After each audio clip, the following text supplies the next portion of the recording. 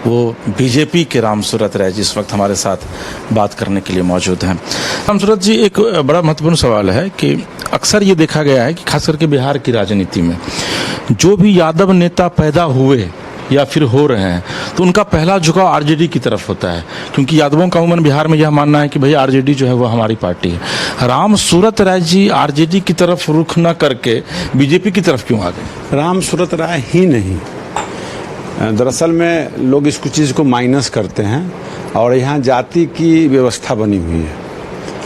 आज भारतीय जनता पार्टी में मैं खुले आपके चैनल के माध्यम से कहना चाहूँगा, सिर्फ रामसूरत राय ही इस पार्टी में नहीं है। हमारे जैसे हजारों कार्यकर्ता, लाखों वोटर इस पार्टी में काम कर रहे हैं। सर, यादव तो बहुत कम है ना। देखिए, कम और बेसी आप लोग तो कहते हैं कि है ही नहीं। मैं कहता हूँ कि उस जनसंघ के जमाने से हमारे यहाँ इस पार्टी के ज़्यादा राष्ट्रीय अध्यक्ष, प्रदेश अध्यक्ष, सदन के अंदर सभी जगह हैं। अब रह गई कि भारतीय जनता पार्टी कोई एक जाति की पार्टी नहीं है। अब जाति की बात आपने कहा तो मैं कह देना चाहता हूँ कि भारतीय जनता पार्टी कोई एक जाति की पार्टी नहीं है। लालू यादव जी की पार्टी क्या है? एमवाई समीकरण की है। उसी दो जाति को टिकट देना है। हमें 12 सीट बढ़ेगा निश्चित तौर पे। जहाँ वोट लालू जी को क्या करते हैं, मैक्सिमम ज़्यादा मैक्सिमम मुसलमान, और बाकी उसके उनके दल में भूमिहार को क्या वो टिकट देते हैं? मैं ये पूछना क्या वो टिकट देते, मैं पूछना चाहता हूँ। और शोषित जो समाज के लोग हैं उसे कितने लोगों को टिकट देना चाहते हैं? तो जो जहाँ वोट बैंक की राजनीति, लोकतंत्र में वोट सबसे बड़ा पूंजी होता है, तो जहाँ वोट जहाँ मिलता है उसको संख्या के अनुसार टिकट मिलता है। ये परंपरा बना हुआ है। रामसूरत राय जी, क्षेत्र में आपको तो फिर यादवों का विरोध का सामना करना पड़ता होगा। बिल्कुल, हर राज्यों देखिए, अगर कोई राजनीति करे और सोचे कि मेरा कोई विरोध ही नहीं करे, तो अभी हमने प्रभु श्री राम जी का नाम लिया। प्रभु श्री राम जी का भी विरोध हुआ कि नहीं हुआ? उनके परिवार के लोग विरोध किए कि नहीं किए? उनके बच्चे के द्वारा ही विरोध किया गया। माँ सीता पर उंगली उठाई गई। तो जनता जनार्दन है, जनता मालिक है। जनता जिसको आरोप लगा दे, विरोध जिसको कर दे, और वो तो एक 3.25 लाख का वोटर का हमारा समूह है। उसमें से 92,000 लोगों ने या 91,000 लोगों ने मुझे वोट दिया है। 90,000 कुछ लोगों ने वोट दिया है। तो बाकी लोग तो मेरे खिलाफ में ही वोट किए ना, तो मेरे पक्ष में कैसे हो जाएंगे? अगर कोई सपना देखने लगे नहीं हम सारा चीज़ हम ही को मान ले लोग, तो ये तो हमारी गलती है। ये सबका लोकतंत्र में खुला तंत्र है, लोकतंत्र है, खुला अधिकार है। जो जिसको मन में आता है विरोध करता है। और अंत समय में जनता जब 1 दिन बचता है, 1 घंटा बचता है, 2 दिन बचता है, तो जनता डिसीजन करके जिसको चुन के भेजती है वो उस क्षेत्र के लिए काम करती है। रामसूरत जी, एंटी इनकम्बेंसी फैक्टर आपके यहाँ काम करेगा क्या आपके विधानसभा में? नहीं, सीटिंग का तो एंटी इनकम्बेंसी होता ही है, लेकिन मेरे यहाँ जो मेरे बारे में, मेरे व्यक्तित्व के बारे में, मेरे परिवार के बारे में, मेरे संस्कार के बारे में, मेरे व्यवहार के बारे में हमारी जनता जानती है। विकास के कारण एंटी इनकम्बेंसी चल रहा था, क्योंकि उसका कारण हुआ लोगों ने काफ़ी मतों से जिताया, सरकार हमारी बनी। कोरोना के कारण विकास नहीं हो पाया। विकास नहीं होने के बाद 20 महीने के बाद सरकार से 22 महीने के बाद हम बाहर हो गए। और जो भी हमने उस 20 महीने के अंदर जो DPR बनवाया, पुल सेंक्शन करवाया, रोड पुल पुलिया बनवाया, फिर महागठबंधन की सरकार बन गई साथ में। तेजस्वी यादव जी इस विभाग के, दोनों विभाग के, जो पुल पुलिया और ग्रामीण कार्य विभाग होता है उसके वो मंत्री बन गया।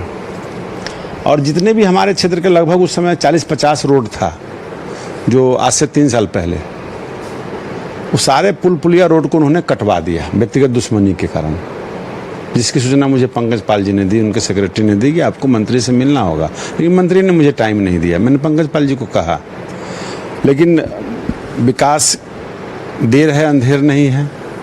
माननीय मुख्यमंत्री जी को फिर वहाँ से कुछ भनक मिला कि लोग क्या क्या काम कर रहे हैं। मुख्यमंत्री जी वहाँ से छोड़ करके फिर NDA में आए।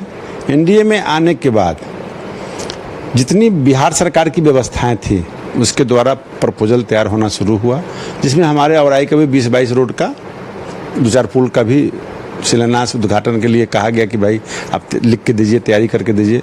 और जब मोदी जी का कृपा होता है, देश के यशस्वी प्रधानमंत्री जी का कृपा होता है, तो बोरा में भरकर रुपया आता है और कहा जाता है कि जितना रोड है लिख करके लाओ, तो हमारे विधानसभा में 100 से ऊपर रोड का नया सेंक्शन, पुरानी को छोड़ दीजिए बातें, नया 3 महीने के अंदर लगभग 100 रोड का टेंडर होना तय हुआ, जिसमें से 60 का क्लियर हो गया, 18 का क्लियर होने वाला है, 20 पर पहले से काम चल रहा है, अब 1 दर्जन से ऊपर पुल पुलिया पास हुआ है। तो यानी कहीं ना कहीं डबल इंजन की सरकार होने के कारण बिहार में जो विकास हो रहा है उसका फर्क पड़ा है और लोगों का पॉजिटिव सोच हुआ है। क्योंकि अब जनता, पहले की जनता और अब की जनता, पहले की जनता जात पात, जाति धर्म की बात करते थे और नेता से कहते थे कि काम हो न हो मिलते रही, लेकिन अब पहली बार मैं देख रहा हूँ कि औराई के अंदर जो सुदूर इलाका था वहाँ भी लोग कहता है कि नहीं, हमको भी विकास चाहिए, क्योंकि हमारे बच्चे एजुकेटेड हुए हैं, हमारे बच्चे नौकरी के लिए बाहर जाते हैं, हमारे बच्चे पढ़ाई किए हैं, तो उनको भी बिजली चाहिए, उनको भी मोबाइल चार्जिंग चाहिए, उनको भी बहुत सारा खेत, किसान को अब पानी बिजली चाहिए जिससे पानी खेत का पटवन हो सके। अब डीजल पंप सेट समाप्त हो गया, तो कहीं ना कहीं विकास हुआ है। और आई में बहुत सारे बिजली पर काम हुआ है, रोड पर काम हुआ है, पुल पर काम हुआ है, हॉस्पिटल पे काम हुआ है, तो बहुत सारा काम हुआ है। सर एक आखिरी सवाल है, क्योंकि सवाल तो कई हैं लेकिन फिर आपसे हम लोग बात करेंगे, लेकिन एक आखिरी सवाल आपसे ले लेते हैं। इस बीच में पेंशन योजना, आप लोग पेंशन योजना के तहत आप लोगों ने राशि 400 से बढ़ा करके 1100 कर दी, 125 यूनिट आप लोग बिजली फ्री कर रहे हैं, इसके अलावा नौकरी आप लोग लगातार बांट रहे हैं। आपको लगता है कि या तो आप लोग, जो विपक्ष है तेजस्वी यादव कह रहे हैं कि भाई हमारी नीतियों से डर गए हैं, इसलिए हमारी नीतियों पर अब सरकार काम कर रही है, आपको लगता है कि इसका असर इस चुनाव में पड़ेगा और आप लोगों को थोक भाव में वोट देगी जनता इस नाम पर कि भाई 125 यूनिट बिजली फ्री हो गया, पेंशन की राशि बढ़ गई और अब नौकरी भी खूब दे रहे हैं ये लोग? विरोधी जब ना काम करे तो कहे सरकार की कोई काम नहीं कर रहा है, जब मैं काम हम करें तो ये मुफ्त का अनाज बांट रहे हैं।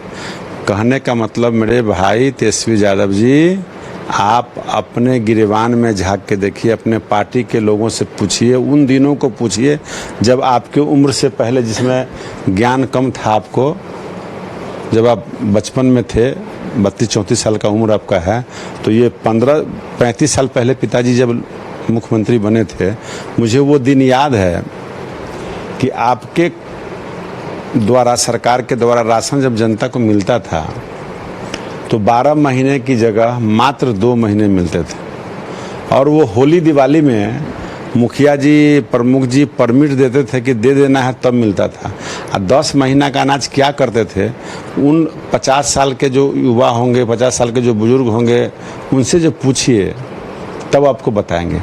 अब रह गई बात कि अगर उनसे हम डर जाते तो हम 2500 ना कर देते, हम उनसे डरे का, हम तो 1100 किए हैं। सरकार चलानी है, खजाना देखना है, अर्थव्यवस्था देखना है, तो हमने 1100 रुपये लगभग 3 गुना हमने किया। आंगनबाड़ी का हो, एनजीओ का हो, सहायता समूह का हो, जो भी संस्थाएं हैं, दिव्यांग पेंशन योजना हो, यानी सरकार क्या सिर्फ महंगाई को देखते हुए उन गरीबों पर दया नहीं करे, बढ़ जाए तो जुल्म हो गया। हमारे हिसाब से कि बिहार की जनता जिनको वोट देती है, जिनके लिए हम सरकार चलाते हैं, सरकार क्या अपने लिए चलाते हैं, अपने परिवार के लिए चलाते हैं, लिमिटेड कंपनी के लिए चलाते हैं? नहीं, परिवार इस बिहार के 14 करोड़ आम आवाम जनता के लिए चलती है। तो उनकी सेवा को देखना है ना, उनकी व्यवस्था को देखना है ना। हमने बिजली तो पहले भी सब्सिडी रेट पर था और आज भी है। अब बहुत सारे ऐसे गरीब लोग हैं जो नहीं पे कर पाते हैं, जो जन समस्याएं विधायकों के द्वारा आता था, विधायक अपने सदन में अपने मंत्री के पास, अपने मुख्यमंत्री के पास रखते थे, तो वो सारा सर्वे करके देखा गया है कि उस इतना हो जाने से उन गरीब को भी, जिसको 200-300 रुपये का दिहाड़ी का मजदूरी होता है, 10,000 का कोई महीना कमाता है, कोई 200 रुपये का खेत में कमैनी करता है, कोई 500 रुपये का मजदूरी करता है, वैसा परिवार को भी चले तो उस परिवार को शिक्षा पर फ्री, स्वास्थ्य पे फ्री, योजना, पेंशन योजना फ्री, तब तो वो परिवार आगे डेवलप कर रहा है। चुनाव में लाभ मिलेगा आपको? चुनाव में लाभ मिलता है, मिलेगा, न मिले फिर भी जनता का काम हमको करना है। चुनावी मूड देख करके नहीं किया जाता है। तो चुनावी मूड है तो हम पूरा बोरे खोल देंगे कि खजाना के निसार ना काम करेंगे। तेजस्वी जी कहते हैं कि हम 2500 देंगे माई बहन योजना, होगा तब न देंगे। और नौकरी दे रहे हैं, नौकरी अगर दे रहे हैं तो नौकरी देना कोई बुरी बात है। अगर हमारा इंफ्रास्ट्रक्चर उतना मजबूत है, हम हॉस्पिटल बना रहे हैं, हम बिल्डिंग स्कूल का बना रहे हैं, हम रोड रास्ता बनवा रहे हैं, हम इंडस्ट्री लगवा रहे हैं, तो रोजगार तो देंगे, नौकरी तो देंगे। आखिर ये भवन बना है, इसका तो केयर टेकर कोई होगा, काम करने वाला होगा, तब तो आदमी तो रखना पड़ेगा ना। तो ये निश्चित तौर पे आदमी नहीं बहाल करेंगे, फिर व्यवस्था चरमराएगी। तो जो सरकार की आवश्यकता है, जनहित की आवश्यकता है, वो सरकार कर रही है, और सरकार निरंतर 20 साल से कर रही है, आगे भी 5 साल करेगी, इसकी गारंटी है। चलिए, तो ये राम सूरत राय जी हैं, कहते हैं कि राम सूरत राय कभी भी जात नहीं बल्कि जमात की राजनीति करता रहा है। और रही बात घोषणाओं की, तो घोषणा ही नहीं बल्कि उसे हम अमली जामा भी पहनाना जानते हैं। लिहाजा विपक्ष के जो वादे और दावे हैं वो धरे के धरे ही रह जाएंगे और फिर से बिहार में एनडीए की सरकार बनेगी। पटना से अपने सहयोगी अंशु, विवेक और कैमरा पर्सन नीतीश के साथ इसके राजीव, न्यूज़ 22 को।